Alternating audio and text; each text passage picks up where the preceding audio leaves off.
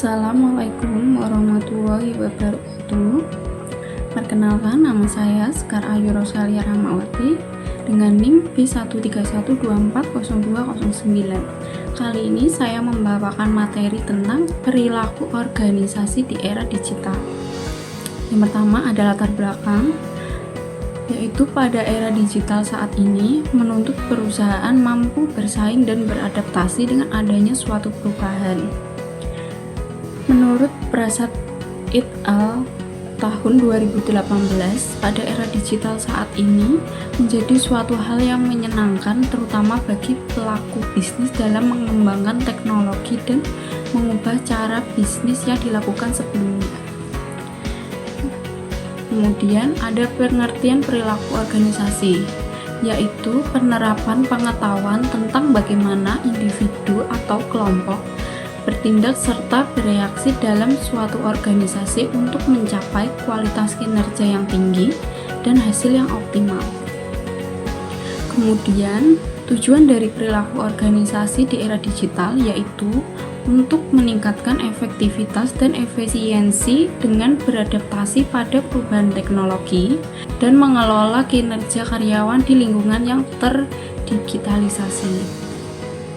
Kemudian ada aspek-aspek perilaku organisasi di era digital. Yang pertama, transformasi digital operasional, yaitu penggunaan teknologi digital seperti sistem manajemen berbasis cloud untuk meningkatkan efisiensi operasional dan mengambil keputusan.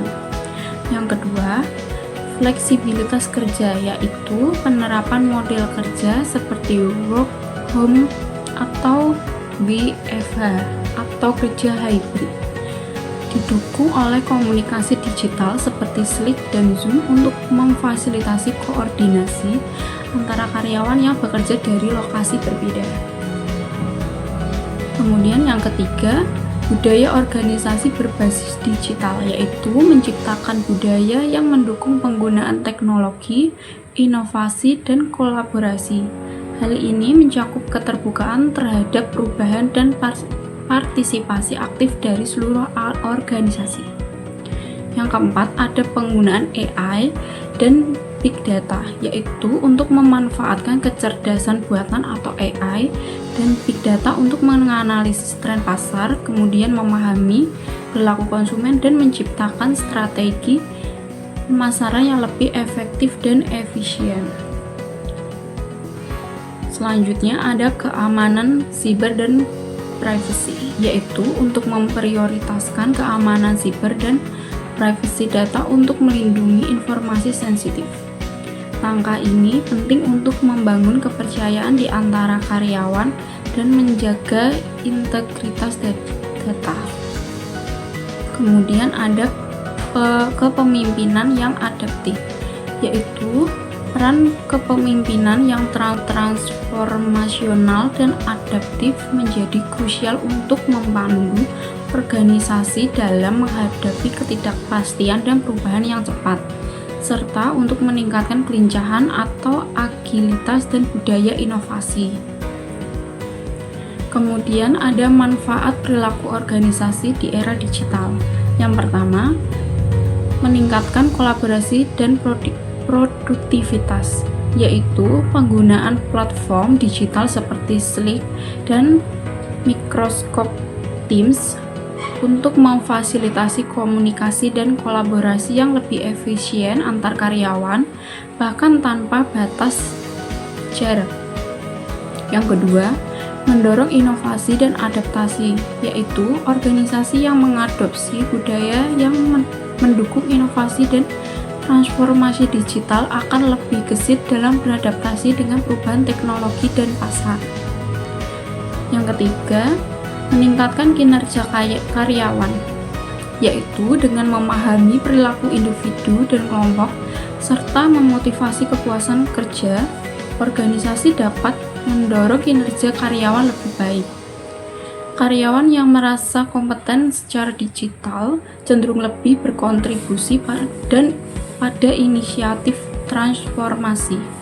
Kemudian yang keempat, memungkinkan pengambilan keputusan berbasis data, yaitu perilaku organisasi yang didukung oleh analitik data dapat membantu organisasi memahami tren pasar, perilaku pelanggan, dan proses internal membuat keputusan yang lebih tepat.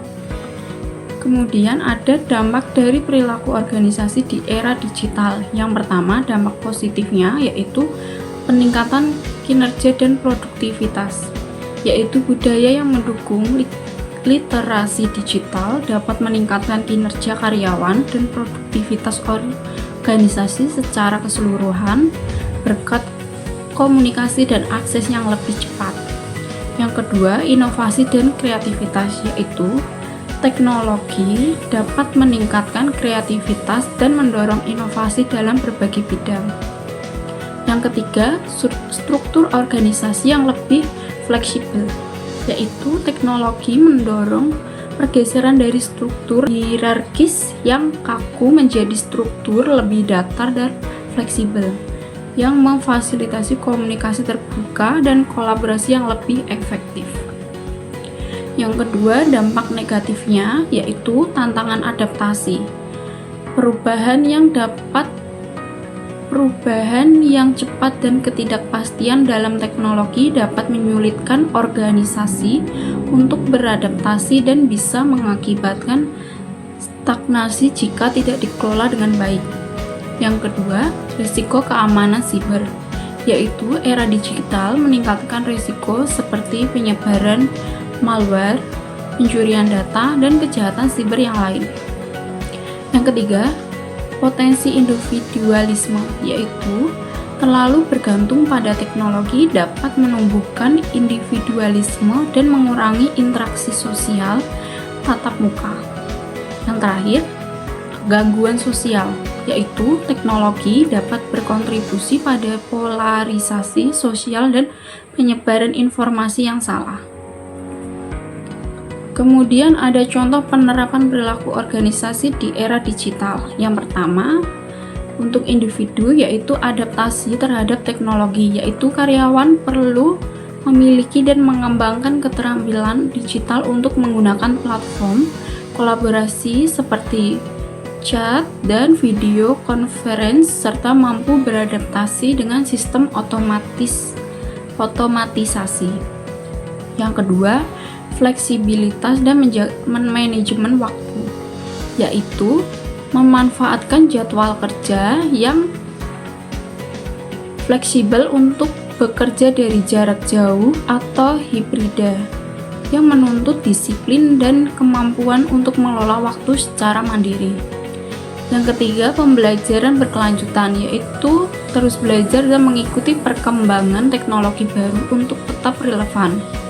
Karena digital menuntut kesiapan sumber daya manusia yang adaptif. Yang kedua,